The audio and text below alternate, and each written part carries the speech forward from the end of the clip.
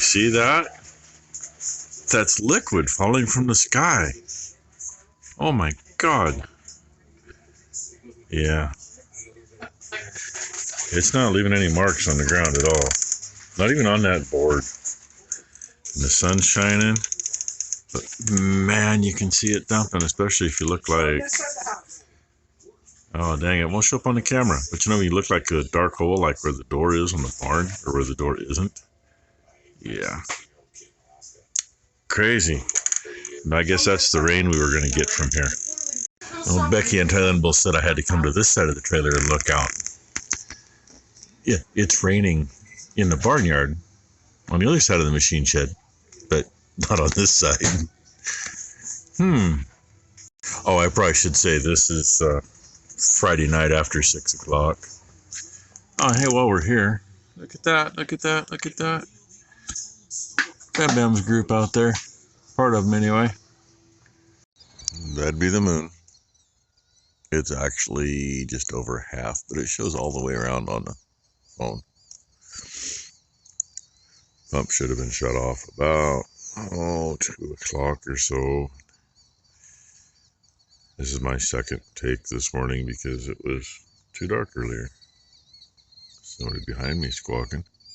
Not just the birds. There's a calf back there. But we're going to call that a sunrise. It's 6 o'clock now, so yeah, I didn't get the pump shut off till a little after 5. Should have been shut off about 3. This goes all the way around. And let's see, that's the bridge. One of the pipes about right there in the edge of the water, and it makes it around to the edge of the lane. It's actually gone down while I've been sitting here. What it looks like right there, that's how it was across to the Traveler. Yeah. Oh well. And that rain last night, I really seriously thought about telling you that we really got a hell of a lot of rain. Funny how it's only in the one spot, and, you know, nothing over there. Oh well. And yeah, I'm sure you hear all the killdeer. They're still here. I have been paying attention since a few people had mentioned that the swallows had already left. And yeah, they left here just a couple days after they seemed to leave, left everywhere else. We got blackbirds and killdeer is all we got now. I'm going to look and see, because we did have crawdads come up out of the creek when we had the big Traveler sitting here before. So we're going to kind of pay attention this morning. No, I don't want them dying out here. I know a lot of people say, oh, they dig holes out in the flat. Well, we've never had them do that. They've always dug into the creek bank or into the bottom of the creek. And when they finally come out, if you know the areas where they do it in, you see them. You'll see the holes. It looks like gophers have been underneath the creek. And they don't seem to do any damage. It doesn't seem to wash out or anything. And Jennifer White Wolf commented on yesterday's video. She lives over that direction. She commented that there's no regulations on trapping crayfish, crawdads, whatever you want to call them, in Oregon. Yeah, I believe that. A lot of people used to trap them, not so much anymore. Tualatin Crawdad Festival. It's over that way too.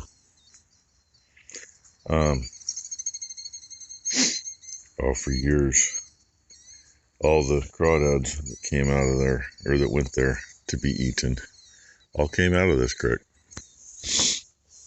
When I was a kid, you know, Mom and Dad hadn't had the place too awful long. Well, a while. I mean, they bought it in '63. Didn't have me for a few years. But I remember, you know, I was old enough to remember things. Not very old, but Mom and I come back from the grocery store one day, and cows were out in here. Used to calve out on pasture until, you know, find calves laying in the creek because the cow put her butt to the creek and had the calf, and the calf's laying there dead. That's when they quit doing that. But there's two guys down here with gunny sacks, big, huge gunny sacks, just loaded. And if I remember right, they were walking like right along here, like they're on a mission. Well, they were done getting their catch for the day, and they were headed back to their pickup, which was parked over at the neighbor's. Mom and Dad didn't know that for years these guys always come in and trapped. Well, Dad got home shortly after, or maybe it was the next day or something, I guess. So it's been a few years ago. He comes down here and confronts a couple of guys that are right over in here. What the hell are you doing? Oh, we're catching crawdads, they say. Who told you could? We've trapped crawdads. I mean, these guys are in their probably 50s at the time, 40s or 50s. And, we've caught crawdads here for 30, 40 years. Well, what for? Well, the Twilling Crawdad Festival. They all come out of here. So, they usually didn't come down here much. It was mainly from our pump site, up and around the corner and up past the neighbor's pump site. And until, I don't know, 20 years ago, 25 years ago, I guess, by then they weren't getting enough crawdads out of here. And we don't have nearly what they used to be. So now they buy them they're farm raised out of Louisiana. That was the last thing I heard. But anyway, I figured I'd just tell that little tidbit. Jennifer kind of brought that up. So thank you, Jennifer, for bringing that up so I could tell that story. In the meantime, yes, they're all coming down to get something to eat besides lay there all day. And I'm going to go do something. Go find a warmer spot. It's like 44 degrees. Well, I was going to get you some video unhooking it, but I blinked and shut it done. We had everything unhooked and the bolts loose. All she had to do was put the jack on and pull a bolt out. And somebody's got to go up there and shut that top door. Yay. Hey, guess what we're working on? Well, she is. I hate Subaru, by the way. She says she hates the Subaru engine. I don't know. It seems to be a good engine, but the issue is my mother bought this because it had electric start and good reviews. And you see the cord plugged in down here? That's the charging port. Oh, and right here, the fuel shut off. Yes, and fuel shut off so that when you're done with it for a while, you can shut that valve off and let it run dry so the carburetor doesn't varnish all the shit. What my mother's been doing to try to charge this and complains that it doesn't work, has complained since day one that it doesn't work. There's a plug in here. The battery plugs into the wires to the starter. Okay? This is a weather plug. If it's unhooked, that plugs in to keep the shit out. That's what she's been plugging the charger into. It is a piece of plastic. So, if you have one of these things, learn where the fuel shut off is and learn where to plug it in at. That's where you... Here, move a little bit. Right there, battery maintainer, 12 volt DC input. Take the plug out, plug that in. Oh yeah, it is finally actually charging for the first time in its life. Literally the first time in its life. She's had it for at least 5 years, probably more like 6 or 7. Yeah, she says 8. The noise in the background is she's using the piece of shit one that. And if you don't know how the hell to shut them off, freak ass. Oh yeah, the one she's using currently has a Honda engine on it, and it's only used for cleaning everything up. It has a regular switch like a Honda engine does to shut it off with. Literally, it's not off. She pulled the choke the other day to shut it off. The choke is right beside the switch, mind you. Switch that is very visible. She pulled the choke. So Tylen had a hell of a time starting it to use it after Mom got done with it. 45 minutes to be exact. So, and this thing, I spent half hour pulling my shoulder out last time trying to start it. You know, she refuses to shut the gas off to let it run dry. I don't understand. And this one, she's actually using good gas in, not the ethanol. But anyway, we're going to find out if this thing will run here in a minute. And has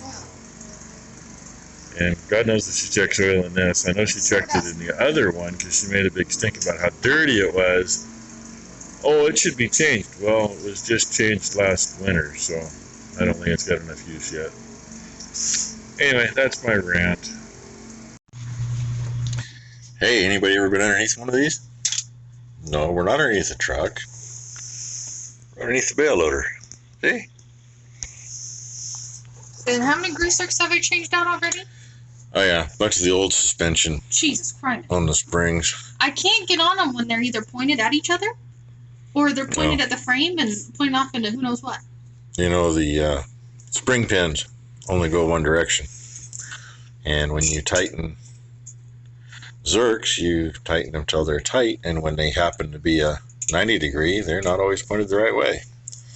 And they were all the original zerks. I know they have one left to I think replace. she still got one. Yeah. One right up there you can't see from here. And while she's under here, she's got the slack adjusters and the cam bushings to grease, and of course the drive line.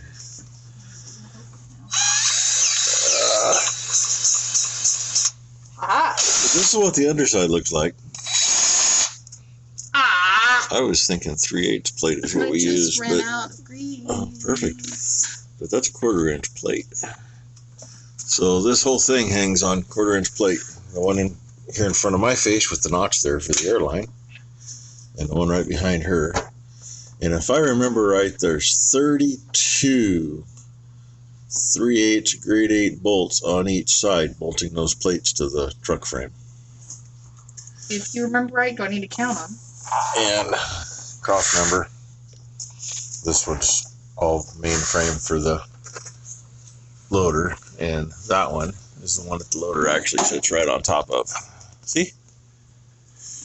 You know, this would be easier if I was skinnier like I used to be. But hey, you should be glad that we changed the rear ends. It's the back end higher. One of these years we're going to do something with the front end, because the reason we changed the rear end was 1953 Chevy C50 we could no longer get brake parts for, and we needed drums and shoes and cylinders, and actually we did find we could get those parts, but it was cheaper. Even with all the headaches, it was cheaper to put the air brakes under it. And one reason for the air brakes is, well, when this thing decides to stall and you're going into the barn, the old vacuum brakes don't do a whole hell of a lot anymore when it's not running. And if you ever notice, the backside of the main feeder's got a little bow to it. Yep. That's what happens when you hit it at about 5 miles an hour trying to set bales in when the thing stalls. It doesn't work out so well. And you end up, hitting the steering wheel and all that stuff. The air system on this, you can see 2 tanks there. Those are off 79 Freightliner that we scrapped. And there's 1 tank right here, which, if I remember right, it was actually a little air compressor. This should be our wet tank, and then those 2 are the mains. They've got valves with cables run to the back on them, and I guess we didn't do anything on this one. I don't know. There should be a valve on it to drain it. Probably full of pus. Dumb question. Oh wait, I know there's a valve to drain it because it's right there. Dumb question. Dumb answer. Does grease turn silver when it's old as fuck? Maybe. Why? What do you see? Because there's silver coming out of this one. And there's black coming out of the other one. Yeah, well. That's what I'm asking, because Silver gray. it's silver. And maybe whatever we put in when we put it together. Oh, I know what you may be pumping out. Is Is that maybe got some anti-seize mixed in it? Yeah, it does. Yeah. Do I need to keep pumping it? Well, it shouldn't matter. Anti-seize ain't gonna hurt. Because the other two don't have grease sawing. There's these two do. So she's got some more pumping to do. Anyway, you're gonna have an hour-long video if I don't quit. Son of a